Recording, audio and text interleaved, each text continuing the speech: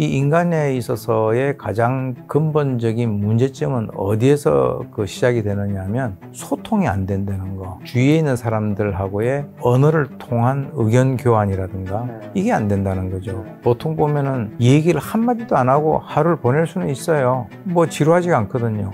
인터넷 보고, 뭐 유튜브 보고, TV 보고, 드라마 보고 이러면은 아침부터 자기가 잘 때까지 전혀 얘기를 안 하고 오직 듣는 것만으로도 가능하단 말이에요. 근데 이제 그것은 일방적으로 그쪽에서 던져주는 거예요. 던져주는 걸 자기가 이제 이렇게 취사 선택해서 이제 보는 것인데, 물론 그것도 도움이 되긴 되죠. 그러나 중요한 것은 살아있는 사람과의 그 소통, 그것이 굉장히 중요하다. 스토킹 범죄라든가 또는 뭐 교제 살인이라든가 이런 거 모든 것들이 여러 가지 원인이 있지만 인간에 있어서의 어떤 그 소통의 부재 가질 수 있는 굉장히 극단적이고 부정적인 그런 결과가 아닐까 이렇게 생각을 합니다.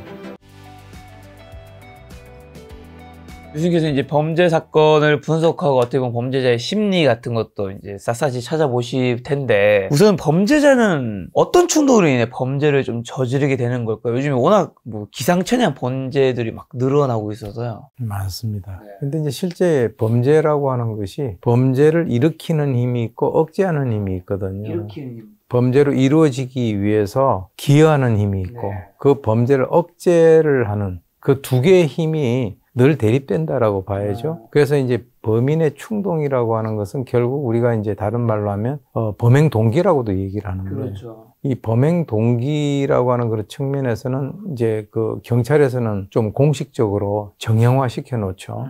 금전이냐, 원한이냐, 뭐 성적이냐, 아니면 뭐 또 조현병에 의한 그런 것이냐, 아니면 또 이상동기 범죄. 즉 다시 말해서 옛날에는 그걸 무동기 범죄, 묻지마 범죄라고 얘기했죠. 근데 그 용어가 이제 작년, 재작년에 분당 서현역 사건하고 신림역 사건이 있었잖아요. 네네. 그 이후로 경찰청에서는 이상동기 범죄라고 하는 그 용어로 이제 정립이 됐습니다. 즉 정상이 아니라 이상동기. 이해하기가 상당히 좀 어렵지만, 금전도 아니고 원한도 아니고 성적 아니고 네, 뭐 여러 가지 피해자에게 공격을 할 이유가 없는 것 같이 보이는데, 그러나 실제로는 이제 그 나름대로는 자기가 동기가 있으니까 그걸 정상 동기가 아니라 이상 동기다, 이렇게 이제 얘기를 하는 것이고요. 어떤 범행 대상을 선정을 하는 데는 일정한 원칙이 있어요. 설사 조현병에 의해서 완전히 그 심신 미약 또는 상실 상태에서 범죄를 저지른다 하더라도 1에서부터 10까지 우리가 보통 아프다라고 하면은 어느 정도 아프냐, 9 정도냐 뭐 이렇게 얘기하잖아요. 완전하게 10은 없다는 거예요. 그러니까 조현병에 있는 사람도 아예 경찰관에게 공격하고 하는 거는 잘 안 해요. 그리고 나보다 강해 보이는 사람한테는 안 하는 거죠. 잘 안 하죠. 무조건 약한 상대를 선정을 해야만 자기가 목적으로 하는 그 범죄를 달성할 수 있다라고 하는 것과 연관을 우리가 지을 수가 있는 건데요. 그래서 약한 상대라고 하는 것이 범죄 피해자를 선정하는 데 있어서 굉장히 중요한 고려 요소로 이제 들어가는 것이고요. 실제로 이제 충동이 있다라고만 해서 바로 범죄가 발생하는 건 아니에요. 범죄자의 동기가 유발되어서 충동이 있는데도 그 주위에 만약에 여러 사람들이 있다면 그 범죄가 억제되겠죠.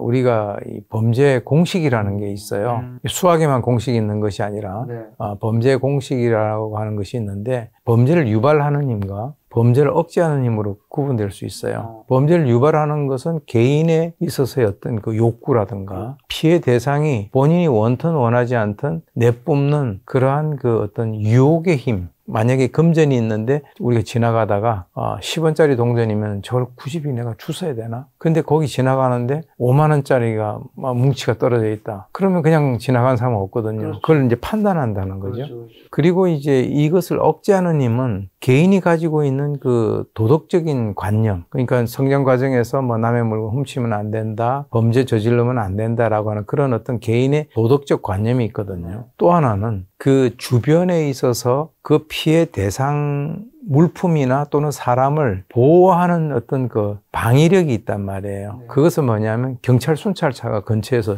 순찰을 돈다든지, 아니면 한 명이 아니고 옛날 보면 우리가 여행객들이 산을 넘어가는데 호랑이가 있다. 그러니까 혼자서 넘어가지 말고 여러 명이 같이 가라, 이런 얘기 하잖아요. 맞아요. 그러니까 이제 집단적 방위력과, 또는 만약에 그런 것이 없다라고 한다면 전철역에서 자기 집까지 오는 데 있어서 집에서 뭐 아버지나 오빠가 나와서 기다린다든가 또 아니면 자기가 뭐 국가 태권도 대표 선수라든지 뭐 이런 여러 가지 것들이 범죄를 억제하는 거예요. 근데 중요한 것은 뭐냐면 위에 있는 이 그 개인의 욕구와 어떤 대상이 풍기는 유혹이라는 것은 곱하기로 되어 있어요. 하나가 없어지면 0이 되잖아요. 그러니까 하나만 0이라도 범죄가 성립이 안 된다는 겁니다. 근데 아래 이제 분모에 있는 것은 더하기로 되어 있어요. 범죄 공식 C라고 하는 것이 M 플러스 S분의 D 곱하기 T다. 제가 이렇게 정확하게 설명을 했지만은 그 원리는 단순해요. 나중에 그것을 이제 실제로 공식을 적어서 이렇게 올리면 그 이해하는 게 훨씬 쉬울 겁니다. 영어 철자별로 하나씩 설명해 주신다면? 그러니까 이제 D라고 하는 것은 이제 드라이브라고 합니다. 개인의 그 범죄 동기화되어 있는 범행의 그 욕구. 그리고 T라고 하는 것은 temptation이죠. 유혹. 그 다음에 이제 M이라고 하는 것은 moral. 개인이 가지고 있는 도덕적인 거. 뭐 이런 것 등등으로 우리가 구분을 할 수가 있겠습니다. 그리고 교수님 말씀에서 보니까 그들은 만만한 대상, 자신을 자극시키는 대상을 먹이로 고른다. 범죄를 보이기 위해서는 범죄자에게 틈을 보여서는 안 될 것이다. 라고 적혀있는데, 사실 우리가 뭐, 범죄라고 할 수는 없지만, 이제, 차 사고 나든가, 뭐, 이제, 뭐, 끼어들이거나 할 때도 서로 막 이제 좀 날카로워질 때가 있잖아요. 그때 뭐, 차문을 열고 내린다든가, 그런 사람들도 있고, 괴롭히는 애들도 자기보다 센 애들한테는 그러지 않잖아요. 이런 것들이 어떻게 보면 약한 범죄의 그런 무의식의 그런 걸 보여주는 장면 중 하나겠죠? 그렇습니다. 지금 이제 사실 그 road rage라 그래서 그 도로 위의 분노라고 아까 말씀하셨던 도로 위의 분노 요즘 너무 많아요. 네, 그렇습니다. 그런데 이제 보통 일반적으로 이 사람들이 자기가 모는 차를 자기하고 동일시해요. 외제차냐 아니면 큰 트럭을 모느냐 그것은 좀 쉽게 이해될 수 있는 부분인데 사람이 뭐 로봇 같은 거 보면은 조정을 하는데 로봇 머리 안에 들어가서 이제 조정을 하잖아요. 실제로 내가 작은 로봇을 모느냐 큰 로봇을 모느냐에 따라서 싸움을 하면 어떻게 되겠어요? 큰 로봇이나 힘이 있는 로봇을 만약에 자기가 조종을 한다면 상대를 제압할 수 있겠죠. 마찬가지입니다. 차를 몬다 하더라도 본인이 외제차, 비싼 차, 그리고 굉장히 큰 차 이를 몰게 되면 자기하고 동일시하거든요. 어떤 차가 이렇게 앞에 끼어들 때 작은 차가 끼어드는 것에 대해서 굉장히 분노하는 거예요.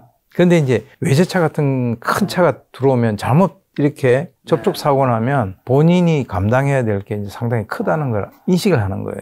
그래서 이 차를 모는 데 있어서 차와 그 차를 모는 그 운전자가 자기를 동일시하는 그런 현상이 재밌는 현상이죠. 그런 것도 있군요. 예를 들면 근데 그런 차도 비슷한데 예를 들면 길 가다가도 뭔가 누군가 부딪혔을 때 어떤 사람은 상대를 봐가면서 화를 내는 사람도 있고 어떤 사람은 내가 아무리 힘이 있고 하자 화를 또 안 내는 사람들도 있잖아요. 예의 있게 하는 사람들이 있잖아요. 요 둘은 그냥 인간성의 차이인 건가요? 아니면 뭐가 이 두 사람을 어떤 사람은 상대가 너무 약해 보이면 막 뭐라고 하는 사람이 있었고 어떤 사람 자기가 강한데도 상대가 약해 보여도 딱 부딪혔을 때 죄송합니다 이렇게 가는 사람이 있잖아요. 뭐가 이렇게 갈리는 걸까요? 그 내면적인 그 인성에 있어서의 성숙도라고 봐야 되겠죠. 무술이라든가 이런 것을 배운 지 얼마 안 되는 사람은 이걸 좀 보여주고 싶고 그래서 이제 우리가 차를 몰고 가다가 외제차를 몰고 가면서 그냥 쓸데없이 계속 그 차선을 바꾸면서 굉음을 내고 가는 사람들 있잖아요. 그러면 이제 저는 차를 몰고 가면서 저 사람이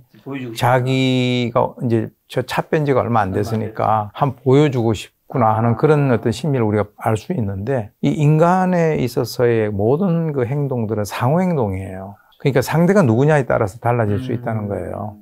범죄도 마찬가지고 또 피해자를 선정하는 것도 그것은 뭐 같은 원리에 의해서 이루어진다라고 봐야 되겠죠. 그런 의미에서는 어떻게 보면 범죄를 일으키는 힘에서의 그 범죄자가 우리가 통제할 수 없다면 내가 약해 보이지 않는 게 되게 중요한 요소 중 하나겠네요. 그것도 이제 하나의 방법이 될 수가 있죠.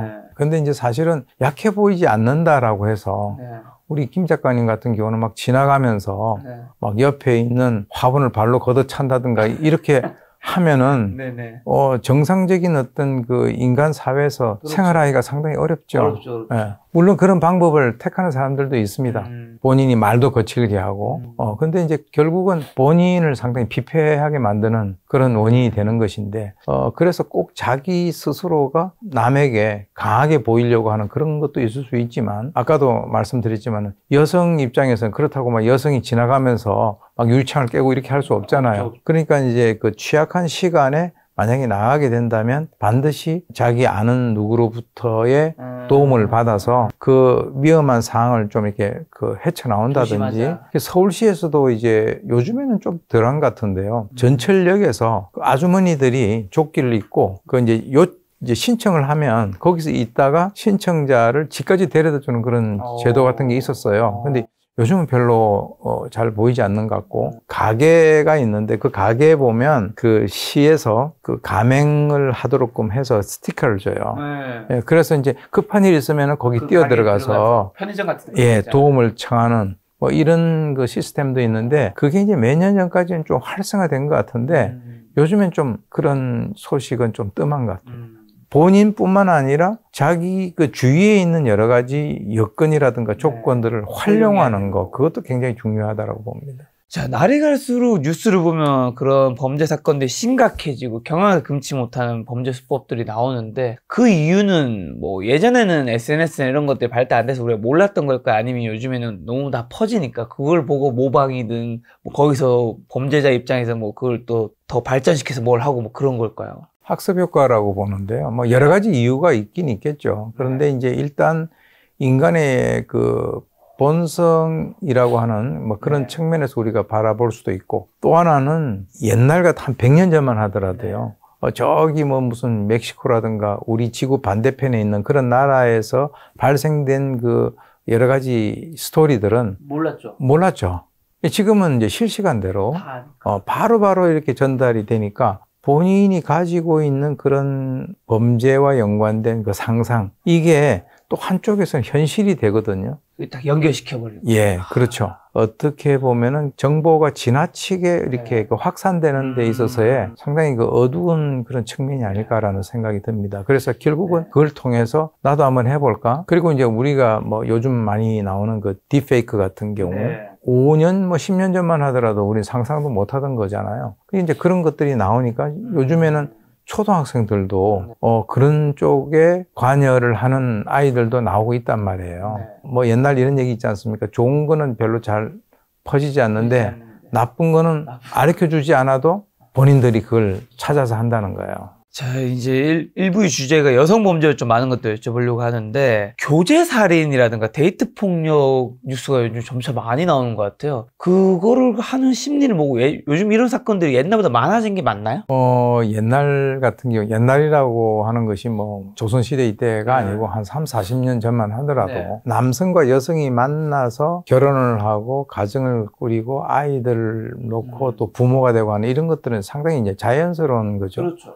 그 과정에서는 이제 남성과 여성이 지속적으로 이제 뭐 처음 만난 사람하고 뭐 결혼하는 이런 경우는 없잖아요. 없죠. 예, 물론 뭐 또 그것도 한 7, 80년 전에 그때는 부모들이 뭐 지정하는 사람하고 첫날 밤에 처음 얼굴 봤다 이런 사람들도 있긴 있지만 요즘 사회에는 그건 있을 수가 없는 일이고, 다양한 사람들을 만나보면서 이제 그 배우자를 선정하거나 자기의 파트너를 그 구하거나 이렇게 되는데, 중요한 것은 많은 그 우리 그 시청자분들도 거기에 대해서 동의를 하시겠지만, 사람은 만나는 것보다 헤어지는 게 훨씬 어려워요. 예, 만날 때는 그 사람에 대해서 잘 모르기 때문에 두 사람이 이제 호감을 가지게 되면 만나는 거는 그렇게 어렵지 않죠.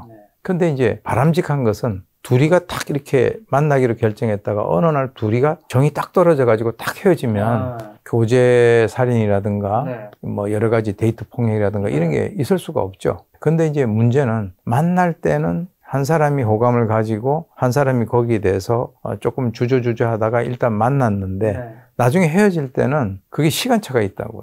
그 남성이 먼저 헤어지자라고 얘기를 하든 또는 그 여성이 얘기를 하든 그 과정에서 이제 물론 아프겠죠. 본인이 원치 않으니까.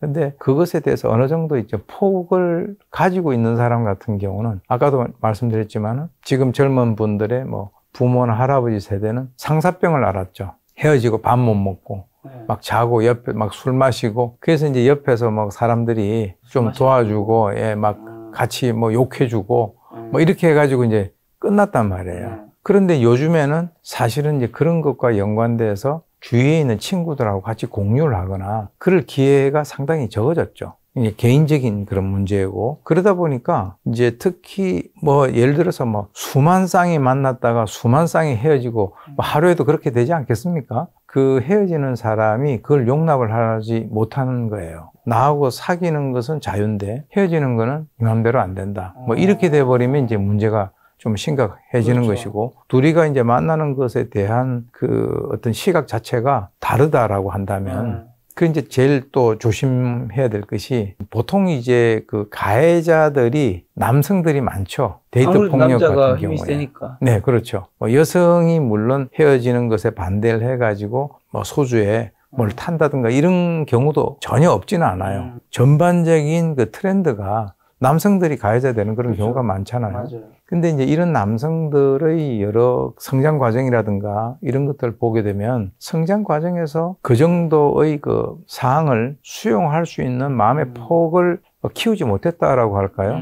근데 그 원인이 과연 뭔가라고 하면 어렸을 때 애정이라든가 사랑을 받아야 될 그 대상으로부터 못 받은 거부를 당했다든가 또는 강제로 분리가 됐다든가 이런 그 나름대로의 그 트라우마가 있을 가능성이 상당히 높다고 부모님에게 봐요. 받는 사랑이 그만큼 크다는 거군요. 저는 개인적으로 그렇게 봅니다. 제대로 받지 못한 그 사랑을 받거나 할 수 있는 그 대상을 자기가 발견을 했단 말이에요. 그 사람이 바로 이제 뭐 여자친구라든지 뭐 그렇게 될 수 있죠. 그런데 이제 그쪽에서 이게 참 아이러니한 것이 다가서면 설수록 또 상대는 약간 또 몸을 사리게 돼요. 부담스럽다라고 하는 얘기를 하잖아요. 그러다 보니까 이제 그 상대가 오히려 막 다가서면은 이제 뒤로 약간 물러서는 자기는 굉장히 위기라고 생각하는 거예요. 아, 이건 나 또 잘못하면 이전에 내가 겪었던 그런 상황을 다시 겪을 수가 있겠구나. 그런 이제 생각을 하다 보니까 거기에서 더 집착을 하게 되고 또 상대는 거기에서 더욱더 몸을 사리게 되고 뭐 이런 일들이 계속적으로 이제 발생하고 있는 거죠. 근데 사실 뭐 연인 간에 사귀고 하다 보면 서로 간에 뭐 데이트도 하고 여행도 가고 뭐 서로 간에 집도 옮겨가고 하다 보면 나중에 헤어질 때 이게 뭐 딱 하루 만에 오늘 끝하고 깔끔했다 이렇게 되는 건 아니다 보니까 어느 한쪽이 약간씩이 저는 집착은 있을 수 있다 생각하는데 근데 그 집착이 뭐 살인으로 간다든가 아니면 폭력으로 간다든가 이거는 그걸 너무 넘어선 거잖아요. 이게 너무 넘어서고 안 넘어서고의 차이가 이제 어릴 적에 그런 환경 때문일까 아니면 뭐 기질적인 그런 것도 좀 있는 걸까요? 유전이냐 양육이냐라고 하는 것은 기질적인 것과 그리고 이제 성장 환경 이걸 다 포함을 한다라고 봐요. 하나의 어떤 단일 원인에 의해서 이루어진다 이렇게 보기는 어렵고 물론 뭐 어렸을 때 부모로부터 사랑을 뭐 충분히 받지 못한 그런 사람들이 어디 한둘이겠어요? 그런 분들이 다 그런 거 아니잖아요. 네, 다 그런 거 아니에요. 그렇기 때문에 그거는 우리가 이제 일반화 시킬 수는 없고 그 사람이 개인이 가지고 있는 어떤 생각 사실 우리가 그 사람이 하루 24시간 동안에 어떤 그 경험을 하고 어떤 과정을 거치면서 어떤 생각을 수백 번 했는지 그건 알 수가 없잖아요. 그럼 하루에 수백 번 하면은 1년이면은 뭐 10,000번 이상의 어떤 생각을 하게 된다라고 보는데 그렇기 때문에 그것은 우리가 단일 원인 이거는 뭐 그 사람의 기질적인 문제다. 물론 기질적인 문제가 있을 거예요. 그리고 이제 또 환경적인 문제다. 이 두 가지가 적절하게 저는 배합이 돼 있다 이렇게 봅니다. 근데 또 너무 잘해준 남자는 경계해야 된다고요? 그게 왜 그러냐 하면 한번 생각해 보세요. 우리 그 김 작가님 같은 경우도 저 잘해줬는데 아니요. 지금 본인을 그 보시라는 게 아니고 어머니 아버지를 보시라는 거예요. 이 동물의 세계에서는 이 암수가 있으면 그렇죠. 그 어떤 동물의 세계는 우리 그 인간의 세계하고 조금 다른 것이 인간의 세계는 이제 일부 일처제를 중심으로 이루어지지만 동물의 세계는 힘이 있는 사람이 독식을 합니다. 예. 그런데 어쨌건 간에 뭐 그런 것을 좀 떠나서 조류 같은 경우도 이 공작이 암놈보다는 순놈이 훨씬 화려하거든요. 두 가지의 그 모순된 점이 있어요. 굉장히 화려하면 천적의 눈에 띌 수 있는 가능성이 크잖아요. 그런데 이제 천적의 눈에 띄어서 잡혀 먹을 수 있는 그 위험을 감수하면서도 화려하게 하는 거예요. 그러니까 인간은 거꾸로 돼서 여성들이 치장을 하고 남성들이 좀 덜하는 반면에 동물은 수컷들이 치장을 하거나 좀 이렇게 멋있게 보여요. 네. 자, 그런데 어떤 연구에 의하면 공작의 털을 몇 개를 뽑고 풀어놨더니 암컷과의 그 자기 자손을 퍼뜨리는 그 확률이 확 떨어졌다는 거예요. 맞아. 저도 그거 봤습니다. 예, 떨어졌다는 그런 얘기가 있거든요. 그것은 뭐냐면 자관 이 동물의 세계에서는 수컷이 암컷에게 처음에 잘 보여야 된다는 거예요. 아, 그렇죠. 예, 그러니까 이제 남성들도 어떤 생각이 있느냐. 결국 남성도 동물의 세계에서는 이 수컷 중에 하나이기 그렇죠. 때문에 잘 보여야죠. 잘 보여야 되는 거예요. 네. 이 잘 보이는데 그 잘 보이는 것을 너무 과다하게 잘해주거나 이렇게 되면 소위 얘기해서 그러한 행동에 있어서의 지속성이 담보될 수 있을까. 그리고 이제 어느 정도 그런 흥분 상태가 이제 끝나고 나면 일상으로 돌아오거든요. 그렇게 잘해주는 것을 평생 잘해주는 사람은 굉장히 드물단 말이에요. 그렇죠. 그러니까 너무 잘해주는 사람에 대해서 여성들이 의심보다는 과연 저게 앞으로 계속될 수 있는 상황인가. 그래서 제가 아까 저게 부모님 말씀을 드린 거죠. 네. 나중에 나이 드신 분들은 그냥 덤덤하게 살아가셔요. 그렇죠. 그 처음에 막 문 열어주고 막 하는, 물론 제가 아는 분 중에서 지금 굉장히 나이가 80이 넘으셨는데도 불구하고 그분은 이제 어떻게 보면 그렇게 잘 보이겠다라고 하는 그런 마음보다는 몸에 배인 거죠. 지금도 이제 그 부인이 차를 타면 이렇게 문을 열어주시고 하는데 그런 분은 정말 드물고요. 또 하나는 너무 잘해주는 사람들은 이런 생각을 할 수 있어요. 둘이가 이제 사귀다가 내가 이만큼 해줬는데. 그렇죠. 내가 지금 투자한 게 얼만데 그런 생각을 할 수가 있거든요. 그래서 이제 그런 것들과 연관해서 좀 여성들이 무조건 잘해준다라고 해서 거기다가 이제 팍 엎어지는 것이 아니라 좀 이런저런 생각을 해볼 필요가 있다. 그리고 이별 통보가 굉장히 그러면 또 중요할 텐데 어디서 이별 통보를 해야 되는 거죠? 사실 이제 뭐 이별 통보는 뭐 어디서 해라라고 하는 규정은 없어요. 없습니다. 그러나 이제 뭐 버스를 타고 가면서 이별 통보한다든가 그런 일은 별로 없잖아요. 예, 뭔가 이거는 굉장히 중요한 이벤트니까. 네. 그러니까 이제 여러 사람들이 많이 이렇게 있는 데보다는 뭐 두 사람이 같이 이렇게 있는데 뭐 그런 데서 이별 통보를 하는 그런 경우가 많은데 특히 이제 조심해야 될 것이 이제 사건들을 저는 주로 보니까 차를 몰고 가는데 이별 통보하는 경우가 있어요. 차를 몰고 가면 우리가 통상 보면은 이제 무게 중심이 몸에 이제 지면에서부터 좀 떠 있다면 이게 이제 뭐 유도하시는 분들도 뭐 이 다리를 건다든가 그렇게 하잖아요. 차를 운전하고 있다는 거는 이거는 무게 중심이 계속 이제 이동하고 있는 거예요. 예. 그리고 그 사람이 이 핸들을 뭐 왼쪽으로 꺾느냐, 오른쪽으로 꺾느냐에 따라서 그럼 부딪힐 수도 있고 뭐 그렇죠. 예. 그러니까 좀 안정되지 않는 그런 분위기 속에서 그러니까 이제 어떤 순간에 이별 통보를 하니까 차를 몰고 가다가 그냥 그 주위에 있는 물에 뛰어들어가고 하는 그런 경우도 있거든요. 이제 그런 것은 뭐 극히 우리가 좀 조심해야 되고, 물론 상황에 봐서 그 상대가 이별 통보를 한다 하더라도 그 사람이 뭐 그것을 좀 수용할 수 있을 정도다라고 하면 통상 뭐 카페 같은 데서 이별 통보하지 않습니까? 그럼 뭐 그 여러 가지 고려하면 좀 너무 사람들이 북적북적 되는 데가 아닌 좀 사람이 적당히 있는 한적한 카페 구석자리. 뭐 그 정도에서 통상 하잖아요. 이런 경우는 있습니다. 여러 사람들이 모인 뭐 콘서트장에서 갑자기 예의가 아니죠. 갑자기 이 마이크를 들고 누구 나하고 결혼해줘 이런 경우는 있잖아요. 그건 있죠. 근데 너 나하고 이제 헤어져 이렇게 하는 경우는 없죠. 저는 한 번도 본 적이 없는 것 같은데요. 예, 그러니까 이제 그것을 상대로 하여금 굉장히 좀 수치감을 일으키게 할 수 있고 하기 때문에. 근데 이제 뭐 별 어떤 데이트 폭력이라든가 뭐 이런 것이 없으면 1,500원짜리 커피숍에서도 할 수 있고, 그렇죠.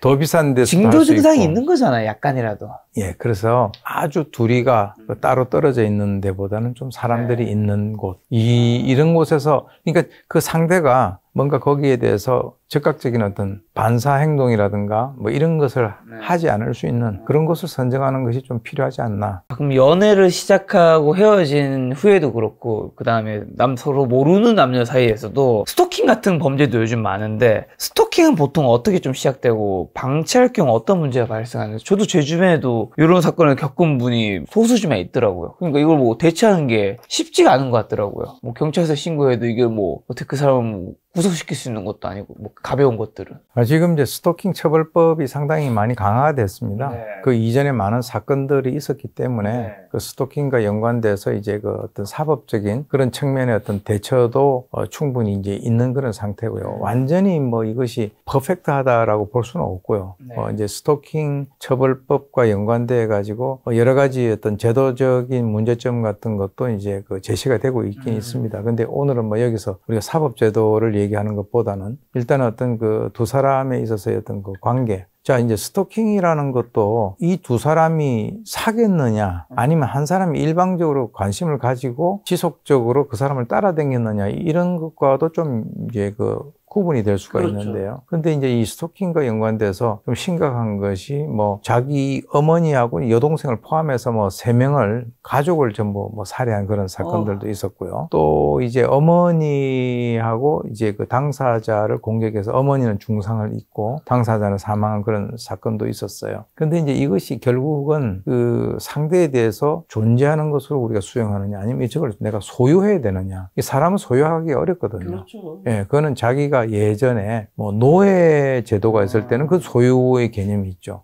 누가 남에게 소유를 당하면서 살려고 하지 않겠죠. 네. 그러니까 이제 당연히 그것은 당연한 일인데, 문제는 소유라고 하는 그 개념을 본인이 그렇게 난 너를 소유한다 이렇게 얘기는 하지 않는데 그 순간순간 그런 어떤 그 언행을 통해서 상대가 느끼는 거예요.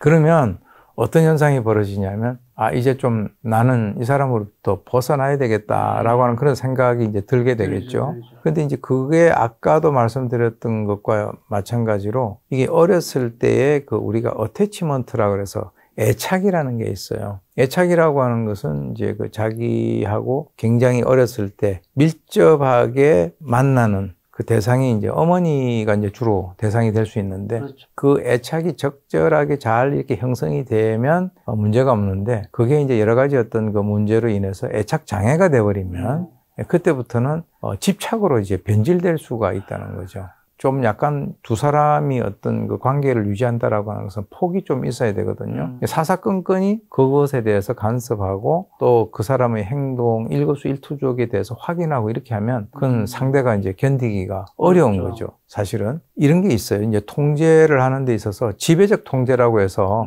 남성이 주로 이제 뭐 폭력을 사용하거나 또는 뭐 이렇게 난폭한 언행을 하거나 뭐 이렇게 해가지고 이제 겁을 줘서 그 통제를 하는 것이 있고, 이 종속적 통제라고 하는 것은 통상 이제 이 스토킹을 하는 이 범죄자들의 형태가 어떤 형태가 나오냐면, 나하고 안 만나주면 나 죽을 거야. 이게 이제 종속적 통제거든요. 그래서 이제 상대가 굉장히 그것도 두려운 일 아닙니까? 나로 인해서 저 사람이 목숨을 끊는다든가 막 이런 거. 그래서 요게 이제 두 개가 사실은 완전히 분리되어 있는 게 아니라 어떤 사람들은 지배적인 통제도 종속적인 통제도 번갈아 가면서 사용하는 그런 경우도 있어요. 또 이제 상황도 이제 좀 조작을 하고, 그리고 이제 다른 사람들하고 만나지 못하게 하고 나에게만 의존을 해라. 뭐 이런 등등을 이제 하게 되면, 글쎄요, 그 이제 메커니즘만 좀 알면 지나치게 그 사람에 대해서 간섭을 하려고 들면 그 사람이 떠난다라고 하는 그 사실을 본인은 그걸 인정하기가 어려운 거예요. 왜? 이전에 그런 경험이 있기 때문에. 왜 또 떠나면 어떡하지? 그러니까. 이제 이런 것 때문에. 그래서 이제 그 대인관계, 특히 이제 대이성관계가 좀 미숙한 사람이라고 볼 수가 있고, 또 이제 폭력 사용이라고 하는 것은 그 아무래도 이제 그 이전에 폭력의 대물림이라든가 또는 이제 전수효과라고 하는데,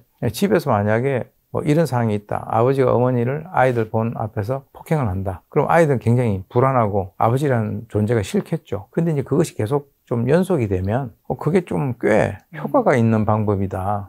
본인 스스로가. 그래서 본인이 이제 힘을 가졌을 때 그걸 한번 쓸 수 있는. 그래서 이제 우리가 이것을 그 가정폭력에 있어서의 전수효과라고 해서 굉장히 좀 중요시하는 그런 개념이에요. 그래서 이런 것들이 자기도 한번 사용을 해보는 거예요.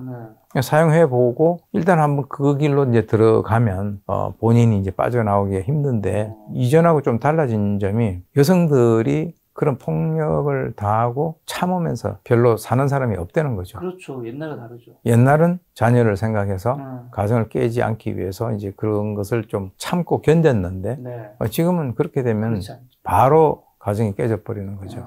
그래서 이제 그런 것과 연관돼서 그래서 데이트 폭력을 막 당하거나 뭐 이런 그 경험이 있는 여성들 같은 경우는 불행한 얘기이긴 하지만 만약에 결혼을 하게 되면 가정폭력이 또다시 이제 버전을 좀 달리해서 이어질 수 있는 가능성이 크다는 거예요. 그 데이트 폭력한 사람과 결혼을 하면요? 네, 그렇죠. 그렇죠. 아니, 생각해 보세요. 연애하는데 때리는데 그럼 결혼하면은 갑자기 안 때리겠어요?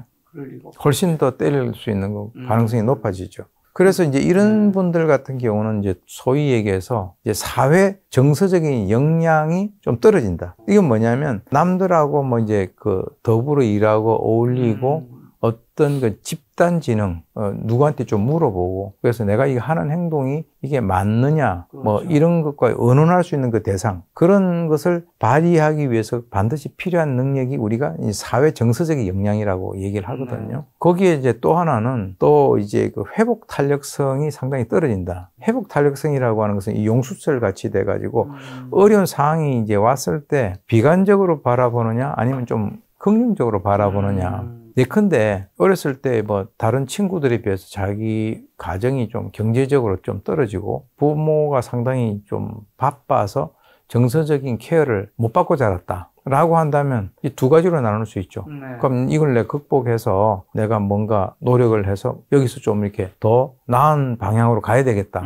이게 이제 바로 이제 회복 탄력성이라는 거죠. 근데 이제 이것이 긍정적인 시각으로 보지 않고 부정적인 시각으로 보고, 나는 안 돼. 나는 뭐 주위 그 다른 친구들에 비해서 가정 경제력도 떨어지고 우리 부모도 좀 그렇고, 그러면 이제 소위 얘기해서 학습된 무기력에 빠져버리는 거예요. 그런 사람일수록 어디에 집착을 하느냐, 자기가 만나고 있는 이 여성에 집착을 하는 거예요. 그러면 스토킹을 당하는 분은 이걸 어떻게 좀 잘 정리할 수 있나요? 이전에는 그 두 사람이 아주 친밀한 그런 관계 형성이 되면 남성이 이제 소위 자기가 가두리 양식장에 이 사람을 데려놨다 이렇게 생각을 하는 경우가 많아요. 상대에 대해서 자기가 공을 들이거나 굉장히 신경을 쓰거나 말조심도 하고 하는 이런 그 이전 단계는 그 당시에 본인이 판단했을 때는 아직 자기의 그 생각에는 완전히 자기 쪽으로 오지 않았다라고 판단할 때 그렇게 하는 거예요. 근데 이제 아주 친밀한 그런 관계가 형성이 되면 자기 소유라고 생각을 하는 거죠. 근데 이제 문제는 여성들은 그렇게 생각 안 하는 거예요. 여성들은 뭐 그런 친밀한 관계가 있었다라고 하더라도 내가 그 상대의 소유물이다라고 생각을 하지 않거든요. 거기에서 똑같은 상황에 대해서 다른 시각이 있음으로써 그 시각 차이에서 이제 먼저 문제가 되는 거예요. 주위 사람들에게 좀 얘기를 하는 것이 필요하지 않느냐. 혼자서 그걸 감당하기는 어렵거든요.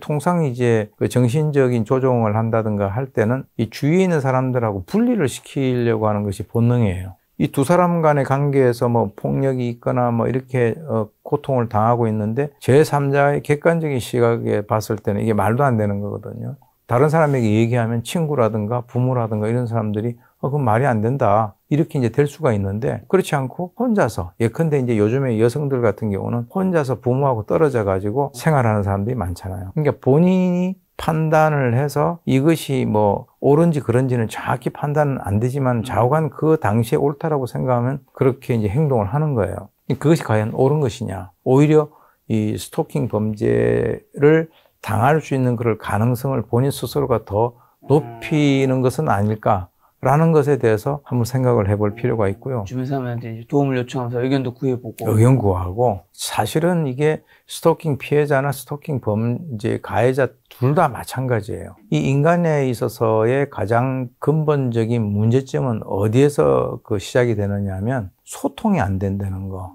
그리고 이제 두 사람 또는 여러 어떤 그 주위에 있는 사람들하고의 언어를 통한 의견 교환이라든가 이게 안 된다는 거죠. 그러니까 이제 요즘에 보통 보면은 뭐 어떤 사람하고 얘기를 한마디도 안 하고 하루를 보낼 수는 있어요. 뭐 지루하지가 않거든요. 인터넷 보고, 뭐 유튜브 보고, TV 보고, 드라마 보고, 이러면은 아침부터 자기가 잘 때까지 전혀 얘기를 안 하고 오직 듣는 것만으로도 가능하단 말이에요. 근데 이제 그것은 일방적으로 그쪽에서 던져주는 거예요. 던져주는 걸 자기가 이제 이렇게 취사 선택해서 보는 것인데, 물론 그것도 도움이 되긴 되죠. 그러나 중요한 것은 살아있는 사람과의 그 소통, 그것이 굉장히 중요하다. 그래서 결국은 저는 이제 스토킹 범죄라든가 또는 뭐 교제 뭐 살인이라든가 이런 거 모든 것들이 여러 가지 원인이 있지만 인간에 있어서의 어떤 그 소통의 부재 가질 수 있는 굉장히 극단적이고 부정적인 그런 결과가 아닐까 이렇게 생각을 합니다. 자, 그러면 옷차림과 범죄 피해 상관관계 같은 것도 혹시 있을까요?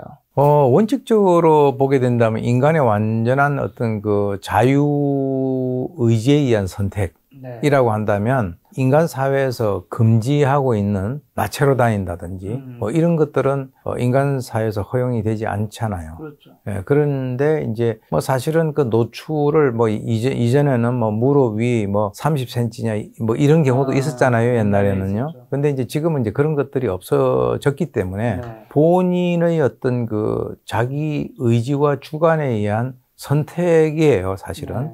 그렇기 때문에 노출이 뭐 심하다라고 해서 범죄 피해를 더 당해야 된다라고 하는 이런 당위성은 없어요. 없죠, 당연히. 예. 그리고 이제 많은 여성들도 여성들의 옷차림에 대해서 얘기를 하게 되면 불편해하는 분들도 상당히 많아요. 뭐냐 그러면 남자들은 반바지 입고 그렇게 해도 다니는데 우리는 그러면은 남성과 여성에 있어서의 그게 차별이냐 이렇게 될 수도 있는데 그거는 우리가 이렇게 접근을 해야 될 것 같아요. 왜냐하면 아까도 말씀드렸지만 이 범죄라고 하는 것은 피해자의 선택이 아니라 가해자의 선택이잖아요. 피해자가 나는 오늘 어떤 범죄 피해자가 한번 되어봐야 되겠다라고 원해서 되는 건 아니잖아요. 아니죠. 그러니까 일방적이라는 거예요. 상호작용이긴 하지만 범죄 피해를 당하는 그 방향성은 가해자에서부터 피해자로 가는 일방적인 방향이라는 거예요. 아까 제가 범죄 공식에서 말씀을 드렸는데 피해자가 원턴 원하지 않던이라고 제가 워딩을 했는데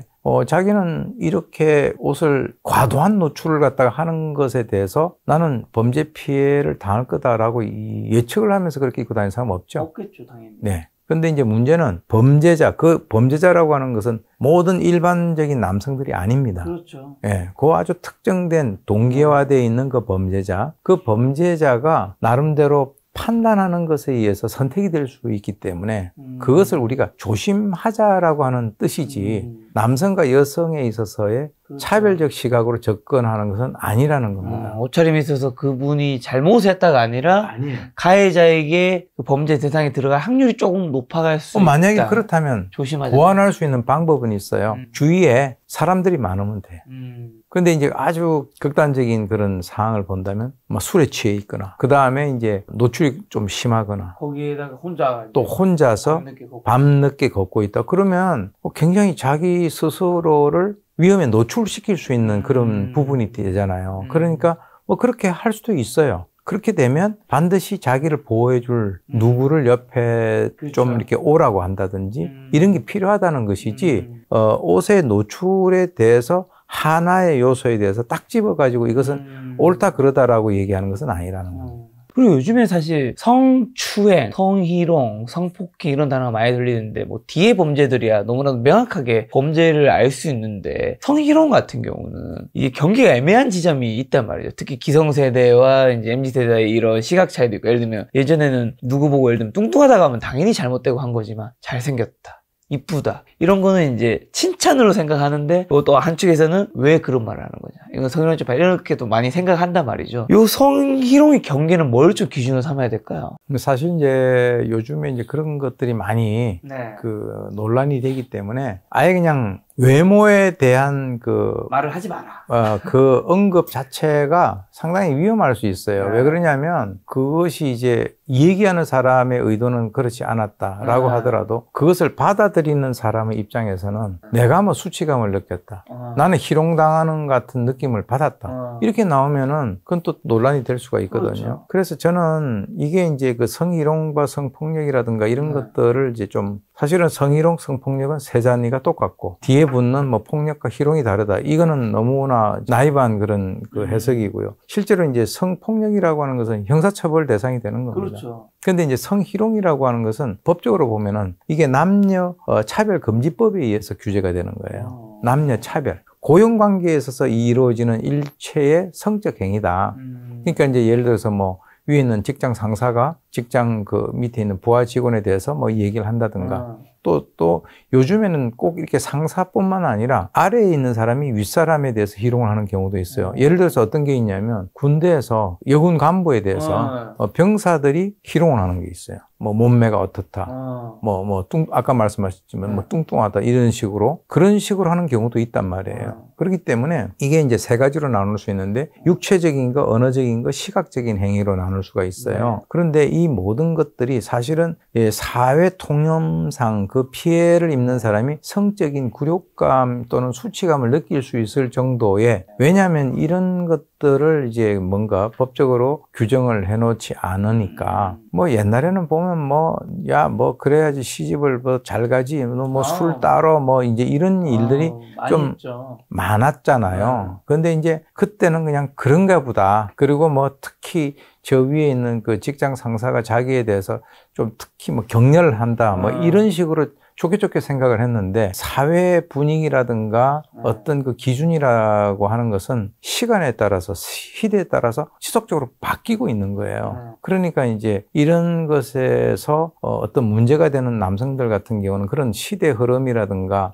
그 트렌드를 읽지 못하기 때문에 이전에 자기가 그 직장에 왔을 때 윗사람이 했었던 걸 갖다 그대로 이제 흉내 내다가 나가 떨어지는 그런 경우도 있단 말이에요. 그러니까 요즘에는 이제 이런 것들이 이제 많이 좀 그 남성들 사이에서도 이렇게 전파가 돼서 아까 말씀드렸지만 외모에 대해서 상당히 오늘 뭐 머리를 새로 했는데 이쁘게 보인다 뭐 이런 얘기조차 그거는 이제 상당히 문제가 될 수 있기 때문에 요즘엔 주로 안 해요. 또 안 하는 게 맞다라고 보는 이유는 뭐 그렇다고 해서 모든 여성이 그렇게 참 얼굴이 좋아졌고 뭐 이렇게 얘기할 때 다 그런 어떤 수치감을 느끼는 것은 아닌데 문제는 뭐냐면 이 사람이 어떤 마음을 품고 있는지를 모르는 상태에서 자기는 좋게 말해서 호의로 그런 얘기를 했는데 그게 이제 문제가 되는 그런 경우가 있기 때문에 그런 얘기를 안 하는 그런 분위기로 가고 있죠.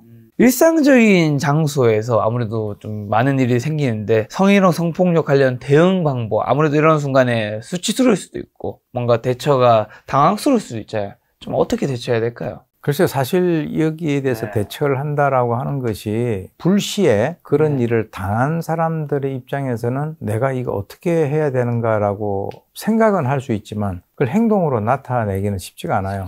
그럼 이제 예를 들어서 이제 직장 상사가 있고 이제 부하 직원이 있어요.